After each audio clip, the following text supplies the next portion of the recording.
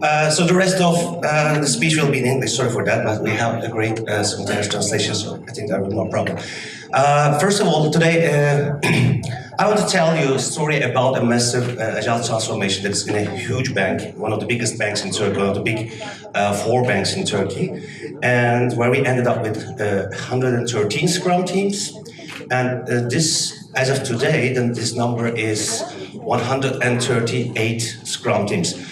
First of all, I want to get to know the audience, actually. This is my first time in Ukraine, and I'm coming from, I live in Turkey, Istanbul, but last week I was in Agile, Middle East, Dubai, and actually 2 days ago I was on the beach swimming in 35 degrees Celsius, and today it's minus 5 degrees with lots of snow. I can swim in the snow, I guess, if it snows a little bit more. So that's a huge change for me in the temperature, so a little bit cold. But nice country, and this is my first time in Kiev and first time in Ukraine, and I want to get to know the audience. Can you all please stand up? Everybody stand up, please. Thank you. It won't be long. I just want to get to know the audience in means of the Agile and Scrum experience, actually. So whoever has not implemented or has not been into an implementation of Scrum or any Agile practices, but Scrum is preferred, and here, attending today just to learn about Agile and Scrum, the experiences, but haven't experienced. You may sit down. Very nice. So everybody's into some experience. So who in their organization have been into massive, we could call but maybe have 10 or more teams of Agile transformation and Scrum teams? 10 or more? Okay, less than 10 or more, you may sit down. Just piloting 1, 2 teams? Okay. So 10 or more teams in their organization. Very nice. Those who have some internal Agile coaches, not recruited ones, internal Agile coaches are cultivating or building up Agile coaches may stand. The others, can you sit down? Very nice, okay. And which are from banks? The ones that are standing not from a bank may sit down. Not from a bank. Okay. Everybody sit down now. Okay, this was the morning exercise with some blood ventilation, and so thanks for that. Okay, so let me start with my speech with who I am. I'm Толга Комбак. I'm managing partner and Agile coach and the trainer in ACM, and ACM is located centrally and headquartered in Istanbul, Turkey. But we have lots of, we have a branch in Greece. We are having lots of experience in the Middle East as well, in Qatar, in Dubai, and the region countries. And I'm also a Scrum.org professional Scrum trainer. And I've been into waterfall projects for 15 years, starting like 1998. And I also have suffered a lot from waterfall. And today, afterwards, I'm going to start with where it all started, this huge bank's Agile transformation. Actually, this is going to be the story of myself as well. After working like 12 years in the software development, like application architect, software engineer, lots of positions, I ended up with a piloting of the first Scrum team in this bank called the Scrum Pact. And we had this room having me a little bit longer hair and a little bit longer beard. And we had really nice Scrum board. This was the first piloting. And the first, this pilot in the waterfall master plan was planned for 32 weeks of a waterfall project. And the outputs were like, we have released in the third sprint. And the third sprint meant, because the sprint length was 3 weeks, in 9 weeks, we have released a working software to the customer. And this was a huge time to market success, and also this bank has proven its competitors to be before them in the market. And the final release, actually the second release was in the 6th sprint, which is week 18. So the time to market decreased by 72% and overall completion shortened by 44%. So this pilot led us to lots of other projects. I won't tell them all, but fraud monitoring, 360 customer data, the new IVR. This one, the new corporate banking, was one of the pilots that we have piloted first time, scaling Scrum. At that time, it is 2010 and 2011 and 12, 2 years of piloting actually. There is not SAFe, there is not Nexus frameworks, but we started our own scaling approach and we had one product owner, one product backlog, and 3 development teams, and we have changed the corporate banking infrastructure and the web page as well. So end of this year was definitely a customer satisfaction. Customer was not only happy, but they were not happy about the result, but they were happy about that they learned how IT works. For years, this huge bank had some hierarchy, and also they were the customers and the IT. So we and them. So there was not so much customer collaboration actually in the waterfall and huge hierarchies. And customer was also very happy to be part of the development process, to be listened by the IT and the customer collaboration, which was very satisfactory. So one more thing, because we had some master plan projects where the customers were the product owners and everything was going good, but we need a domain in this bank, like 35 to 40 people working together for the credit cards, loyalty systems. And after this piloting too, this was a success as well, and customer satisfaction was good. Again, the time to market, and one metric from that was quality. The number of the bugs, the defects have been raised in this domain has decreased by 37 to 40%. So it was a very good success as well. And this bank was at a point to take the red pill or the blue pill. And this bank was brave enough to take the red pill, and because we have experimented with, have experienced lots of problems with the buy model.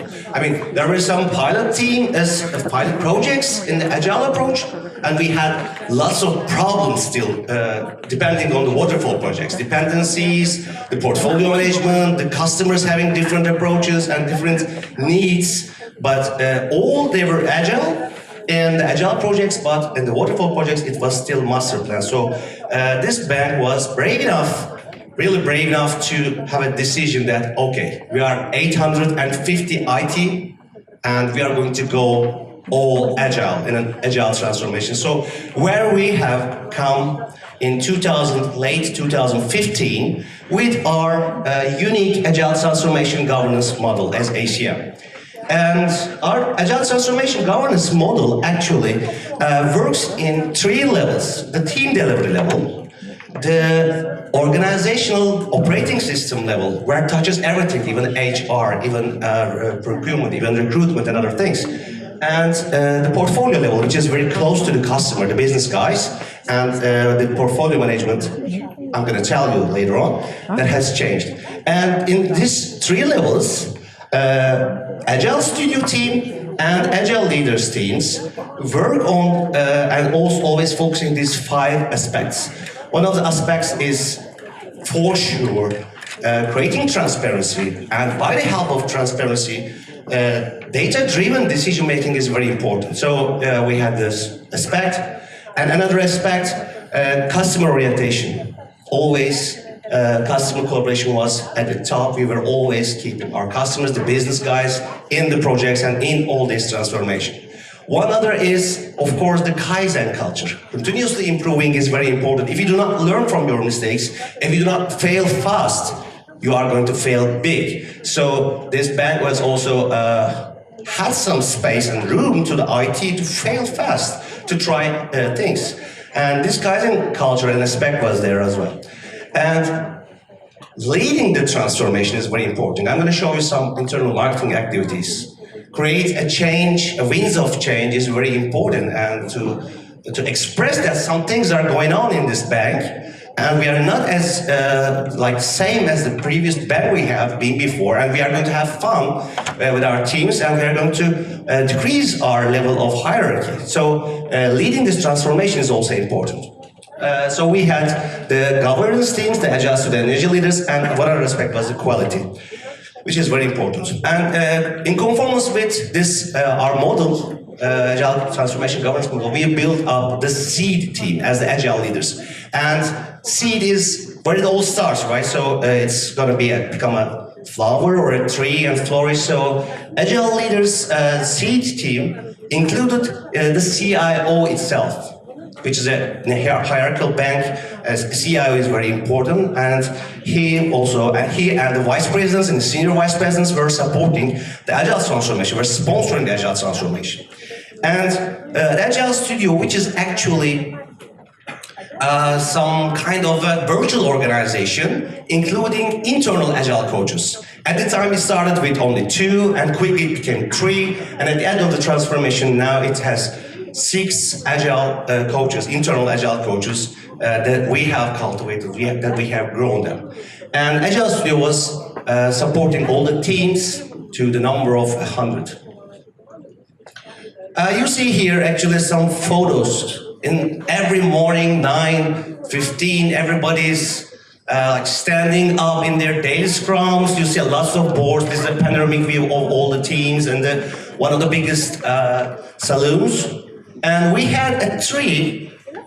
You could see the danglers hanging, see everywhere, just showing which team this is. And we had this tree that started with some seeds, and they, as we kicked off this team, we have rolled out these teams, they flourished. So it is kind of a time when 50 teams has been flourished, has been started to start sprinting, start Scrum, and the indicators of change were everywhere. The bank has quietly changed in a very funny and entertaining way. Of course, internal marketing activities, feeling the winds of change is very important, but a quality training program is very, very important as well. So we had, for the Scrum Masters, for the Scrum Master candidates, we had the professional Scrum Foundations trainings from Scrum.org, and we have trained 124 attendees. Also, we had some gamified Scrum trainings, and we had 19 classes to 475 attendees. And the internal Agile coaches I mentioned before has ended up with their own Agile and Scrum training and delivered these trainings to 9 classes to 184 attendees in the company, in the organization. Both IT and also the business guys. And certifications was important, and it created like an environment where everybody was racing to get the certifications. They were asking when they're having their coffee or the breaks, have you got your certification, have you got the certification? And they were discussing these questions that they had in the assessments, and it created another feeling that there was a race for having the certifications and learning much better. So we ended up with 72 PSM1 certified Scrum Masters, 4 PSM2 level certified internal Agile coaches, and now we have 11 PSP1 certified product owners and Agile coaches. You can see the chart here for the numbers. The blue one shows the number of people that attended the training during some time and the number of Scrum teams that has been started. So it is basically, there is a slow incline here, it's 100 people of training, and where we have made a big incline, and this incline was, I'm going to tell you, the fast throttle era. There were lots of team rollouts. So, of course, it overlaps together with having the trainings and rolling out new teams continuously. In this era of full throttle, we have developed numerous workshops, some coaching tools that we needed, because there are lots of teams. It was 25, it's going like 30, 35, every week 5 more teams, new Scrum teams. So maybe the first tool that we have created, not created, but we started, is the co-coaching.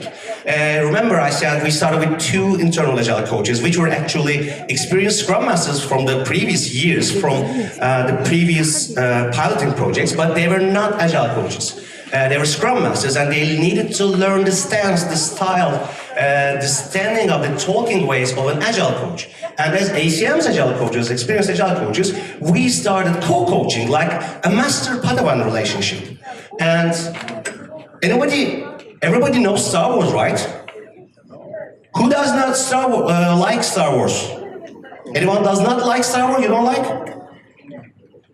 Wow, the Agilists love generally Star Wars. So, we are a Star Wars lover company. We have lots of examples. Actually, you're going to see in the future from Star Wars. And the Master Padawan is something like an apprentice and the teacher. So we started a co-coaching sessions, and they learned, the internal Agile coaches, learned how to speak, how to sometimes keep in silence and those kind of things. It was the beginning of the co-coaching era.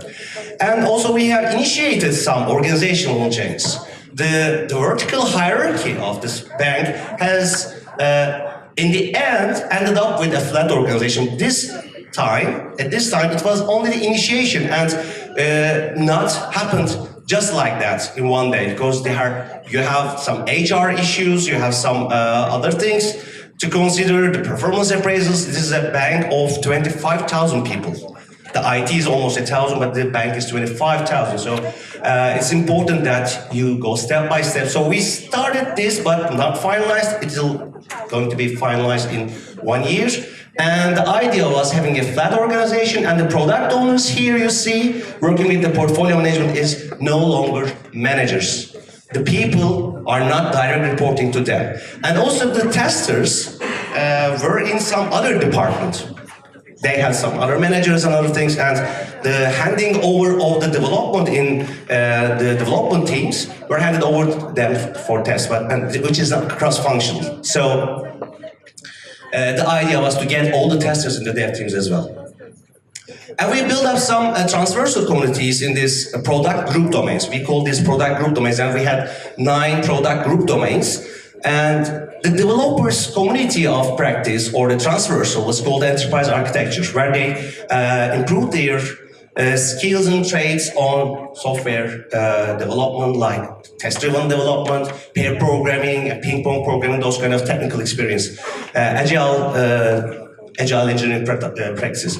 And analysts and testers, community of practice, or analysts and testers transversal also, had some sessions to improve their skills on testing methods and other things.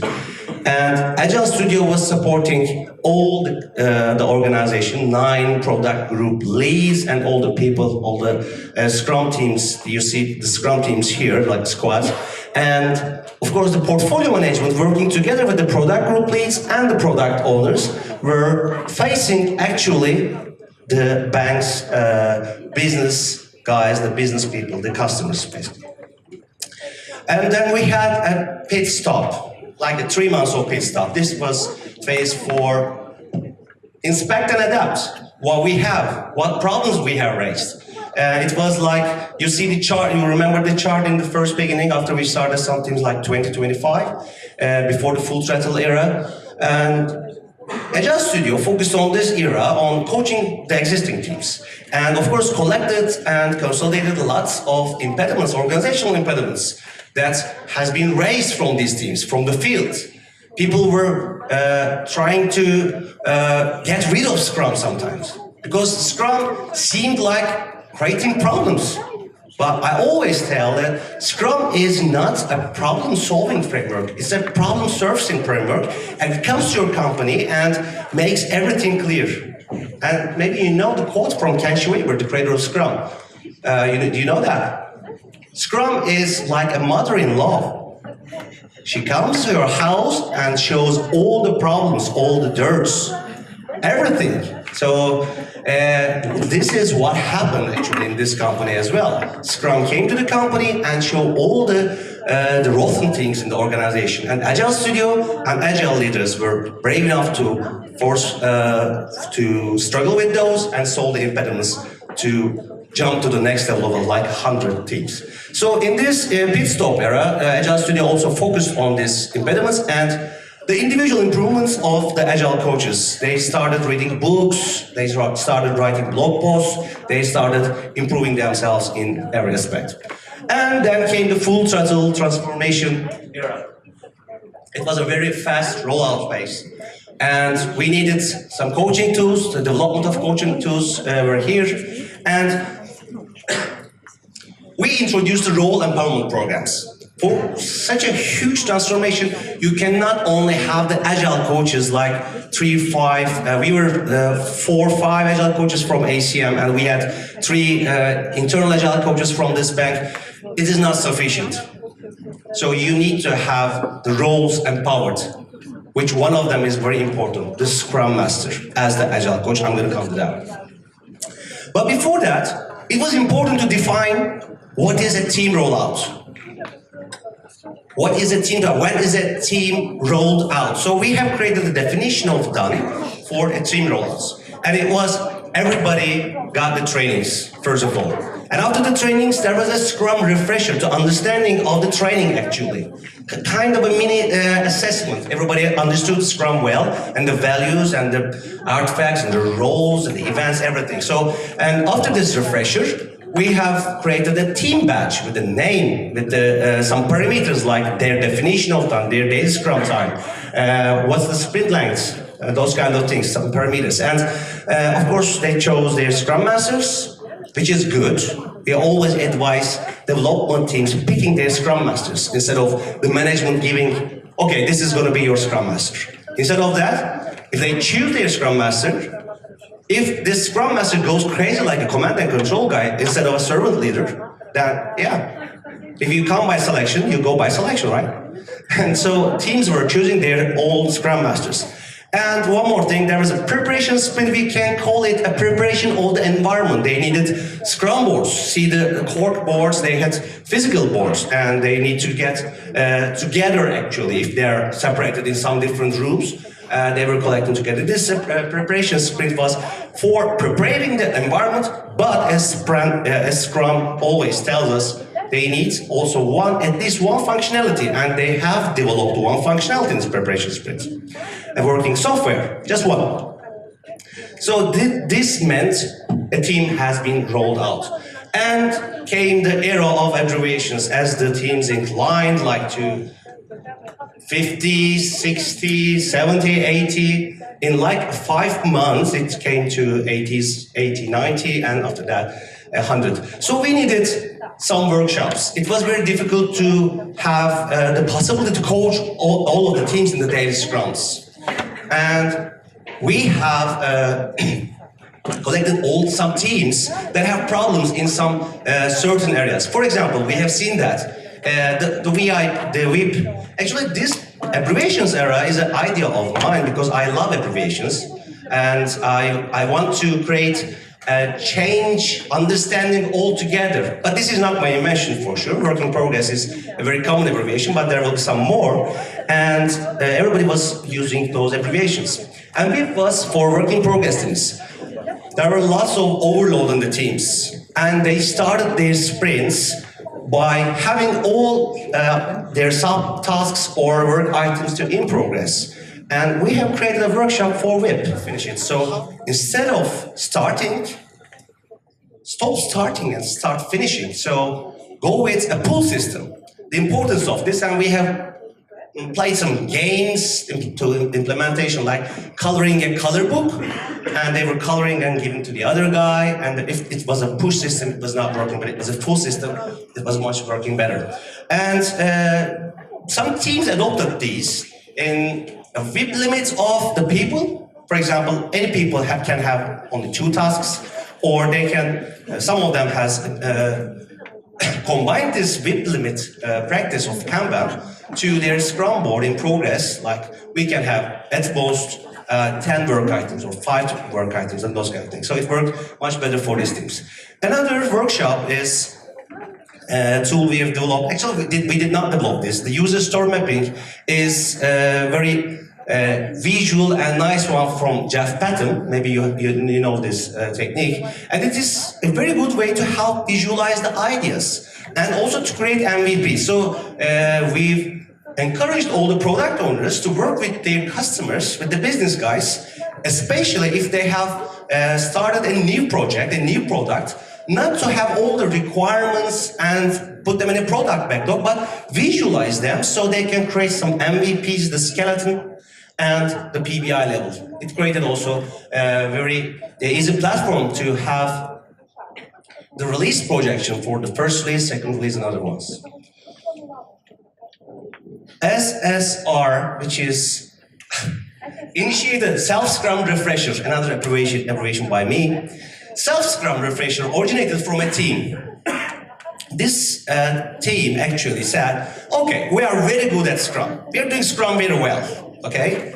Do not, as the Agile coaches, come to us and say that you're doing this wrong, you're doing this wrong. And we always said, yeah, okay, this is self-organization and yeah, team knows the best, but you're doing, guys, something wrong. Because they were not even having a retrospective. A Scrum team not improving themselves, not having a retrospective, and they're saying that they're good. We're so good enough that we don't need a retrospective. Oh, come on. What the? You're not doing retrospective and you're saying you're doing good Scrum? No. So, we did not force them to do retrospective, but instead we have created a self-Scrum refresher. They refresh their Scrum knowledge and the values and the practices and why they are there.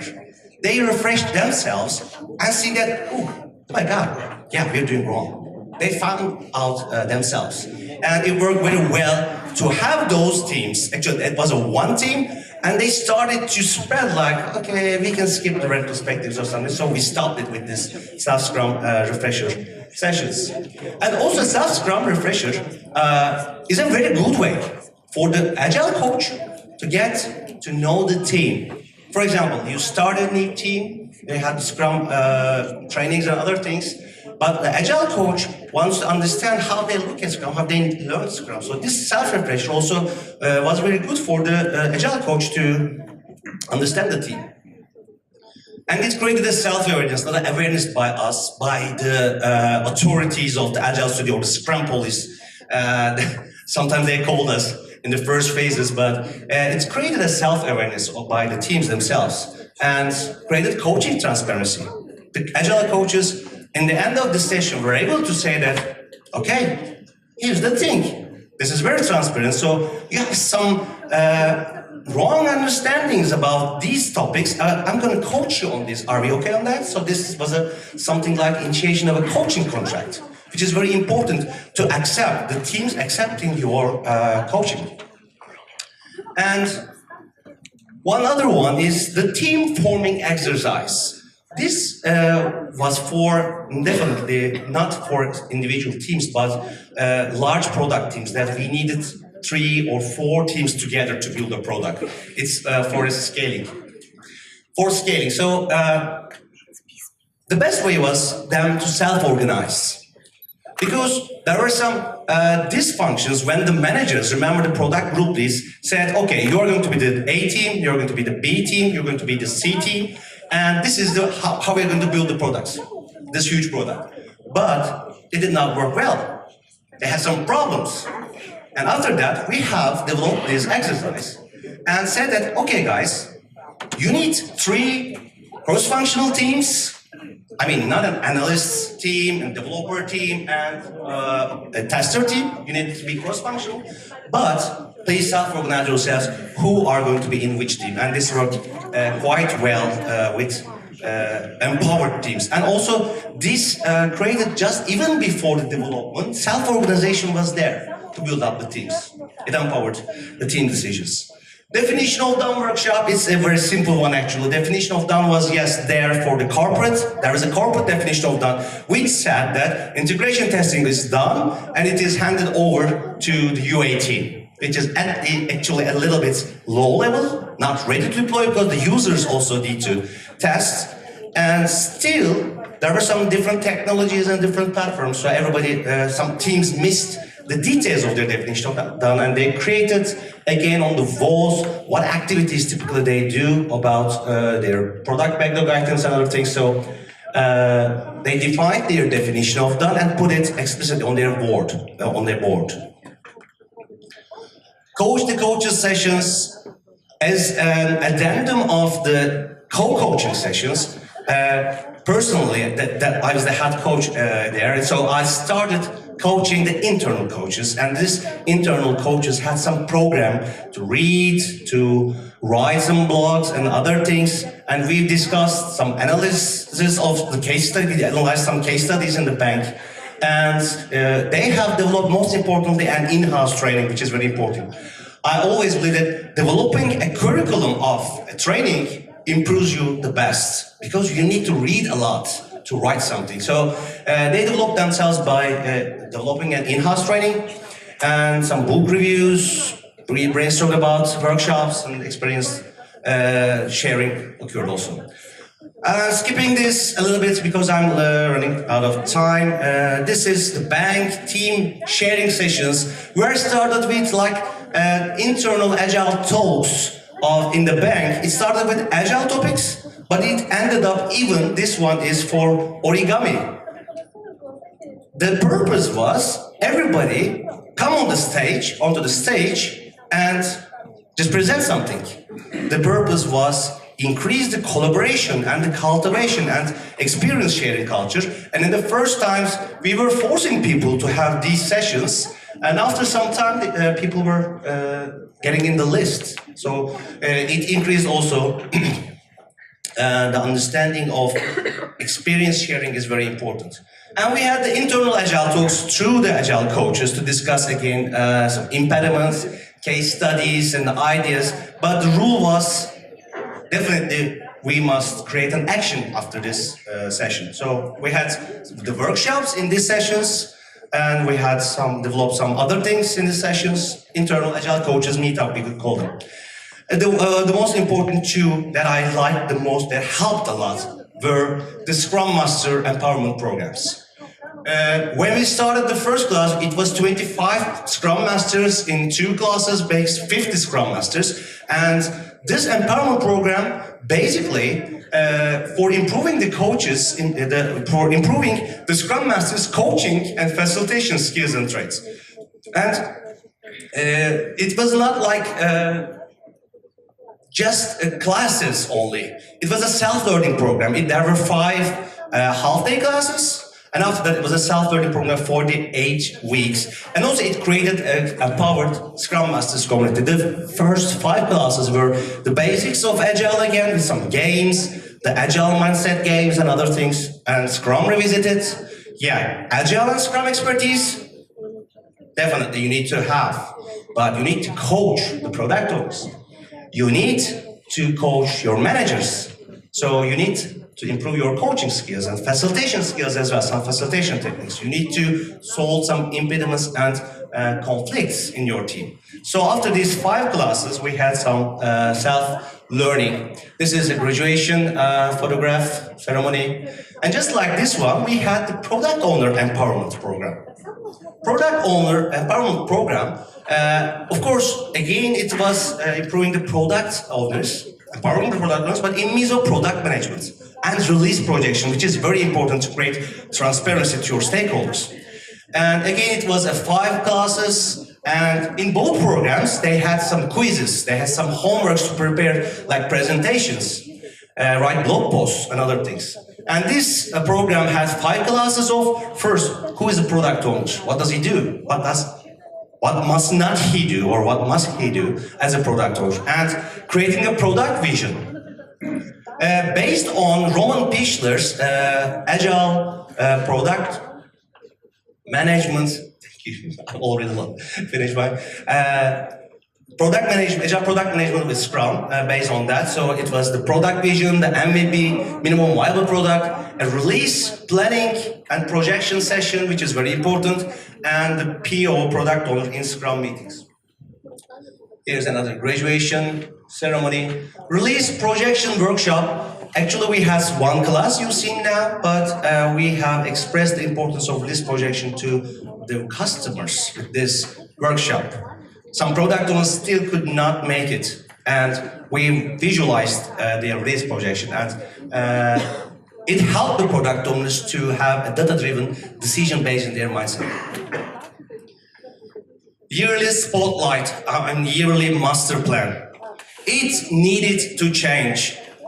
Banks saying that they are going agile, but master planning yearly, no, it does not work. So it changed to planning continuously, not plan for the year and have a master plan. Okay, so it was a window of 3 months, held every month, like a sliding window time box, and we focused on, spotlighted on the next 3 months. And all product owners and some business guys, key business guys were there to align and also discuss all the dependencies. Then we went to a low and slow mode of the ending, and the organizational changes that I have told you before came true. Like the Agile leaders team has been reloaded to include the CTO and COO, Chief Operations Officer as well, and decreased the level of hierarchy 1 level. All these guys previously reporting to the product owners are not reporting to product owners anymore, all to the product group lead. Like every product group lead has 50, 60 people in their product group. And the cross-functional team structure also occurred. The analysts and testers are not anymore in any other department. It's the same department with the product group lead and with the developers. And this broke the command and control culture. And because there are no managers, like every team, they don't have any managers. They have some product group leads reporting to, but they for some, not just managing the work, managing their qualifications and education and other things. So it broke the command and control culture, and it really empowered the teams. And also there was one last organizational change. The Agile Studio started with a virtual organization, and it ended up with an Agile Delivery Center, where also with Agile Studio there's a DevOps team now, and there is an IT ERP team. So, finishing, wrapping up, as a conclusion, first, hybrid structures do not work. Do not postpone your Agile transformation. Be brave to take the red pill. The buy model, the waterfall dependencies of your Agile projects is just postponing your agility. So take the red pill, make the decision as soon as possible. Start a quality training program for all IT, but not only IT, also the stakeholders, your business stakeholders. Establish a high level of sponsorship. Include your C-suite. Definitely you will need that. It's a two-way thing. A bottom-up and top to bottom support, and a bottom-up wish that they want to change. So, and gather and cultivate internal change agents. You cannot be sufficient with some Agile coaches to a huge transformation. Get the internal change agents, all the Scrum Masters, all the internal Agile coaches on the board. Empower the team self-organization. The bottom-up intelligence will help you a lot. And create quick wins. If you're piloting with 5 teams, 10 teams, and so on, make these quick wins and success stories visible so that you can have the high-level sponsorship to go all the way, all IT or huge transformation. And empower your roles, the product owner and Scrum Masters especially. Scrum Masters as the change agents, and product owners to teach and to inject the Agile mindset to your business guys. Product owners are very key to this. And of course, inspect and adapt and improve continuously. And this is, of course, a very important teamwork, where it all started. For example, the Agile Studio, these are the ACM guys, and these are all the internal Agile coaches that we have cultivated there. And this is a teamwork, and I just want to thank you at the end to this team. Thanks. This is the story of digital transformation. If you have any more questions, I will be in the expert stage for, I think, 1 more hour, right? So answer the questions about the transformation and other things. Thank you.